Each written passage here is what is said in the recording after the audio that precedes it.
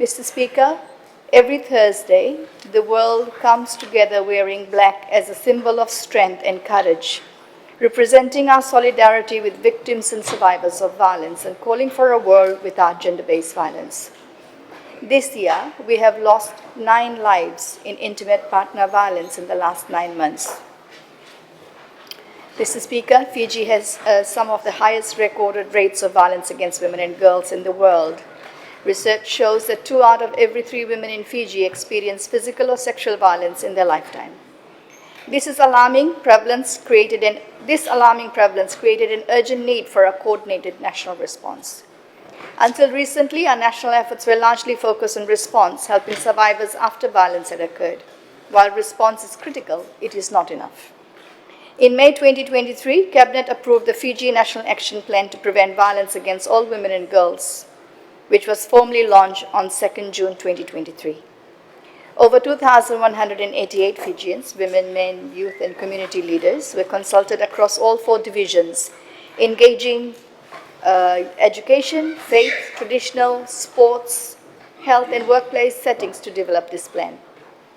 Its implementation strategy, also endorsed by Cabinet, is led by the Ministry, supported by a technical working group comprising government ministries and civil society. The NAP was designed to shift the focus from reaction to prevention, to address the root causes of violence, gender inequality, harmful social norms, and unequal power dynamics. This plan represents a landmark commitment by our government to confront one of our country's most pressing social challenges with a long-term, whole-of-government prevention strategy grounded in evidence, aligned with our international commitments, and supported by both government and development partners. Mr. Speaker, I'd like to share the very concrete activities being undertaken across various sectors to combat this very challenging concern. Violence against women and girls is not only a justice or social welfare issue, it touches on health, education, policing, sports, faith, the economy, and community life. The NAP therefore establishes a whole-of-government and whole-of-society framework where ministries, civil society, traditional and faith institutions, and development partners act together to end the crisis. Mr. Speaker, our government has ensured specific budget allocation to key ministries: education, Ethical Affairs, youth and sports, health, and Ministry of Women, Children and Social Protection. We are also deeply grateful to the Government of Australia, which has pledged $6 million in funding support for its implementation. UN Women has provided technical expertise and financing during the development phase. This combined investment from government and partners signals our shared resolve. Violence prevention is a national development priority and a generational challenge.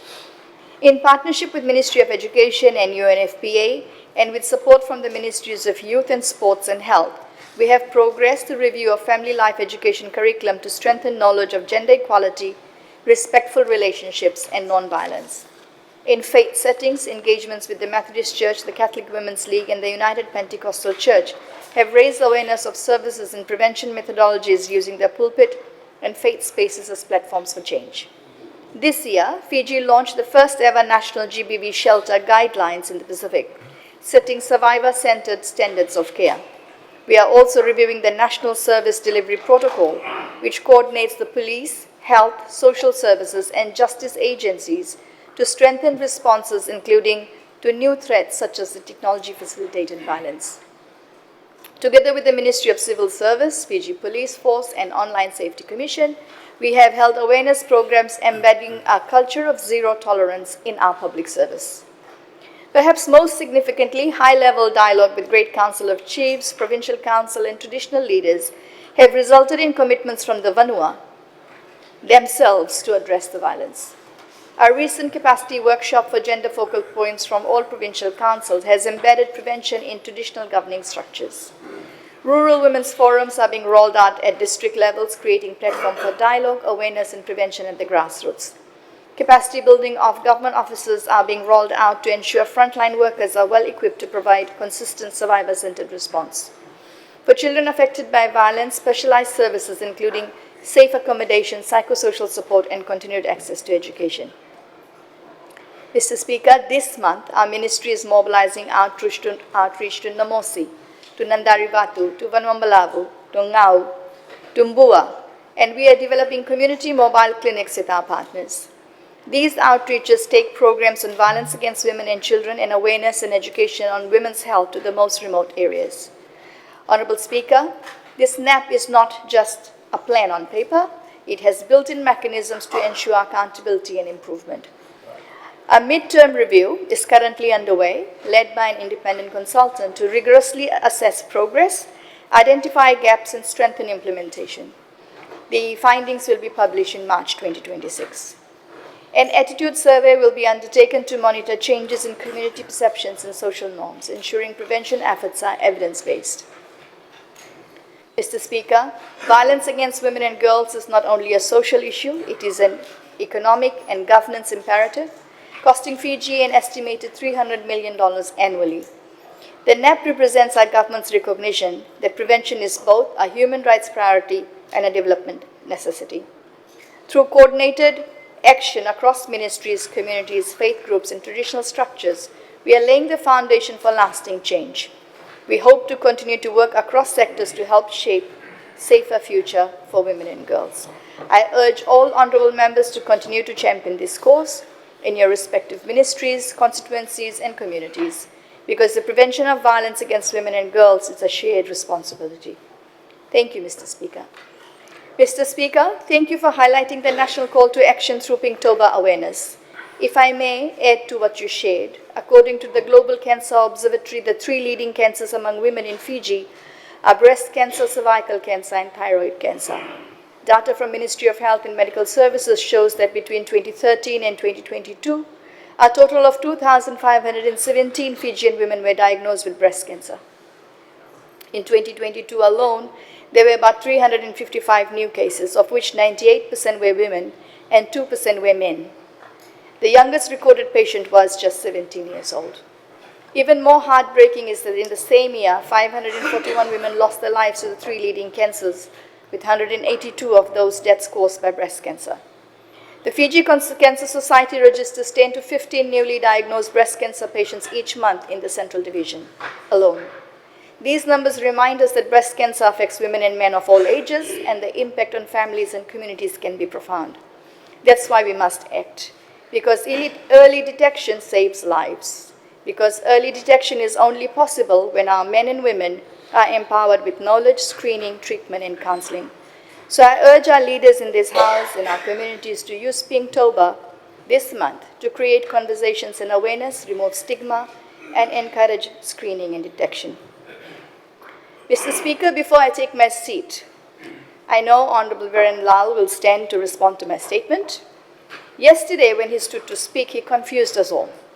It was obvious he did not listen to a word I said and probably spoke from some ChatGPT pre-written statement for point scoring, trying to take a dig at the government. He told us to do what I had already explained in my statement we were doing.